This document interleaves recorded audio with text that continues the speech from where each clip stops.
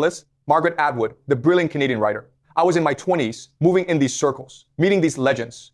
It felt like confirmation that, yes, I was special. Yes, I was destined for great things. But you know what happens when you're running on potential? Eventually, the potential has to become something real. Eventually, people stop being impressed by what you might do and start asking what you have done. By the time I turned 30, I could no longer dazzle anyone with my potential. The promise of my 20s had evaporated.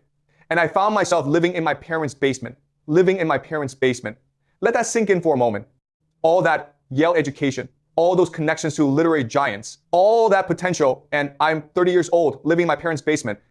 And I was held hostage, not by circumstance, really. I was held hostage by my own anger and depression. That's the truth of it. I was angry at the world, angry at myself, depressed about where I was, depressed about where I wasn't. I had no prospects, none. I was stuck. And then I got an offer, a position advising Chinese students on how to apply to Yale. Now, on one hand, this was using my Yale degree, using my knowledge of the admission system. On the other hand, it felt like a consolation prize. It felt like, well, if you can't be successful yourself, at least help other people get to where you got to. But I took it. What else was I going to do? And you know what? I was good at it, really good at it. I had a good run for the next 4 years. I built 2 successful study abroad programs at 2 of China's top public schools. Not just any schools, top schools. And I wasn't just running programs. I became China's top education reformer. I was writing essays for the Wall Street Journal. I was writing for the Chronicle of Higher Education. And these essays went viral. People were reading my work. People were paying attention. The study abroad market in China at that time was booming, absolutely booming. Chinese families with money wanted their children to go to Western universities, particularly American universities. And I was right at the center of this market.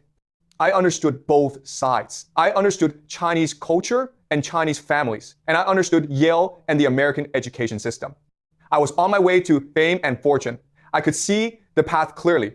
Keep building these programs, maybe start my own company, scale it up, become wealthy, helping rich Chinese families get their children into elite Western universities. It was all there.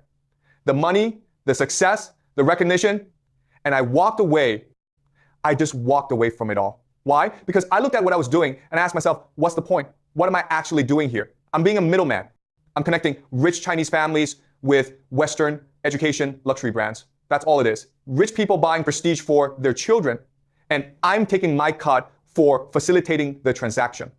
There was no meaning in it. There was no purpose. Yes, I would have made money. Yes, I would have been comfortable, but I would have been empty. I would have been selling something I didn't believe in, helping perpetuate a system I found hollow. So I walked away. And once again, I found myself poor and depressed. I drank myself to sleep. That's what I did. Night after night, I would drink until I couldn't think anymore, until I couldn't feel anymore, and then I would pass out. And during the day, I wandered. I wandered around China for years, just wandering, with no direction, no purpose, no plan. You have to understand what this feels like. Twice now, I had touched success. Twice, I have been in positions where I could have built comfortable, prestigious careers. And twice, I had either failed or walked away. And now, I'm in my 30s, drinking myself to sleep, wandering aimlessly. The depression during this time, it was suffocating. It wasn't just sadness. Depression isn't just sadness. It's a weight, a heaviness that makes everything feel pointless. Why get up? Why try? Why do anything when nothing matters? When you've already proven that even when you succeed, you'll sabotage yourself. And that's when I met my wife. She had complete faith in me when I had none. None.